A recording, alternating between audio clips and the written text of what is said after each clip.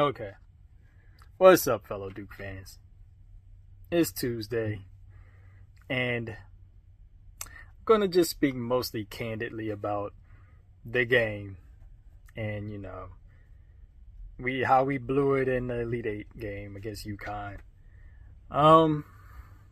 It's a tough loss. It's a real tough loss. I really thought we was going to make it, to the championship game and, see what happens there. Probably against Arizona or Michigan. Those are two really tough teams, but honestly, as every year, I think it's our year. But we fell short yet again. So, like I said, it's Tuesday, and finally able to make this video. I mean, nothing really kept me from making it. I could have started this joint on Sunday right after the loss, but I was kind of stunned, sitting there in disbelief. You watch the game, up by 15 at the half. Slowly but surely, UConn works their way back into the game. The refs let us play. No excuse there. But the thing is, it's just that the execution in the second half, obviously, is still a work in progress. We suffered last year with the press against Houston, and this year I think we handled the press a little bit better.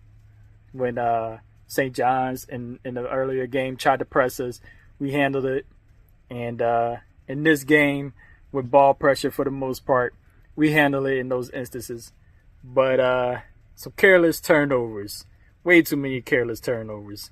Ball security is definitely going to be a thing that John Shire has to work on moving forward. Continue to teach, the players about ball security. But, yeah, so they whittle their way back down from the lead.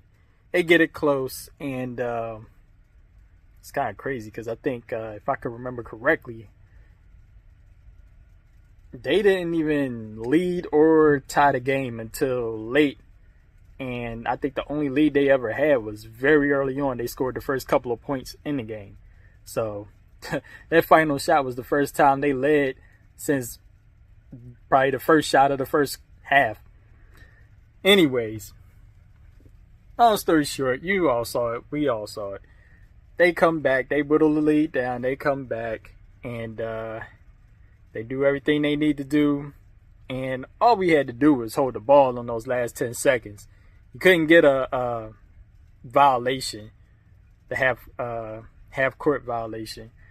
So all they had to do was hold the ball, play the foul game, make their free throws, win the game. And they panicked. Long story short, they panicked. And, that's one of the drawbacks of always having freshmen come in every year with the one and dones. But, I mean, we've been doing this thing for years now. So, like I said, no excuse. Just got to get better. Just got to be better. Speaking of the one and dones, so we all know Cam Boozer. He's going to the NBA. He's going. And I expect that we're going to lose. And this is where I do have some notes. I suspect that we're going to lose Ngomba, who was a sophomore this year. I expect we lose him to the NBA. Isaiah Evans, I expect for him to leave. But, I think Caleb Foster is a junior. That's what I wrote down at least. Excuse me if you're a senior, bro. But I guess maybe he comes back. I got maybe by him. Patrick Ngomba, he's a sophomore. Maybe he comes back, or maybe he goes to the pros. But other than that, players that I expect to come back and definitely should come back. Caden Boozer, obviously. Dame Sarr. I really like Dame. But I really do think he needs to develop more, on his fundamentals and probably be more aggressive. Sometimes, I think he has a matchup in his favor one-on-ones, and he doesn't really take it. So hopefully he stays and doesn't try to jump ship and go pro, because I think he'd probably be a second-round pick at best if he tries to do that. I think he needs to stay, continue to develop, continue to build his body up. He's very slender. Definitely needs to build his body up. And then maybe next year come out. Who else? Kamenya, Nicholas Kamenya. He was a freshman.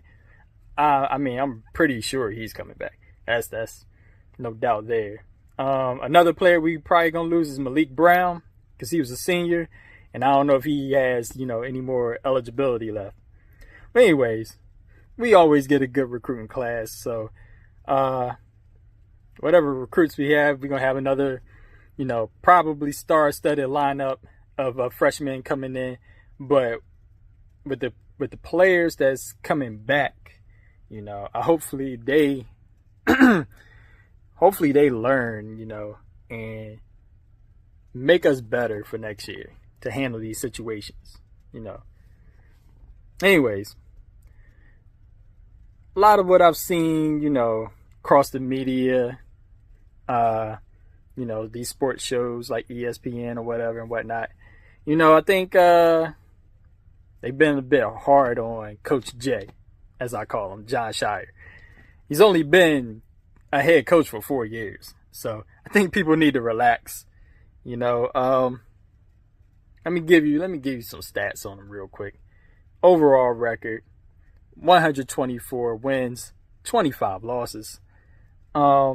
We've been in the tournament every year. We've been a 5th seed. We've been a 4th seed. And we've been the number 1 seed for the last couple years. That's not bad right there, especially considering the turnover. Again, with the one and dones, he has a crop of new players pretty much every year. As far as how far we've gotten in the tournament, first year, only the second round. Then next year, we got to the Elite 8. Then last year was the Final 4. And this year, the Elite 8. So 3 out of your 4 years getting to at least the Elite 8. That's nothing to sneeze at, man. That's pretty damn good if you ask me. Coach K, for example, I wrote this down. It took him 5 years before he even made it past the second round. And he didn't win his first title until his 11th year. So Coach J has plenty of time. He has time to, round out his coaching methods, and obviously, like I said, man, the biggest thing is the turnover every year. Every year you're going to get a new crop of highly touted freshman prospects, and they're going to leave. They're not going to stay. So you don't get to build that continuity with your players like back in the past. But anyways, it was another great year for Duke basketball. And we'll be back next year. And, we're going to prove the haters wrong next year when we win this thing. Anyways, those are my thoughts. Y'all like, share, and subscribe. Y'all tell me what y'all thoughts in the comments. All the haters, y'all come in, have all y'all words. Throw all the slanders and all that at me. Let's have some fun with it. Anyways, talk to y'all later. Peace.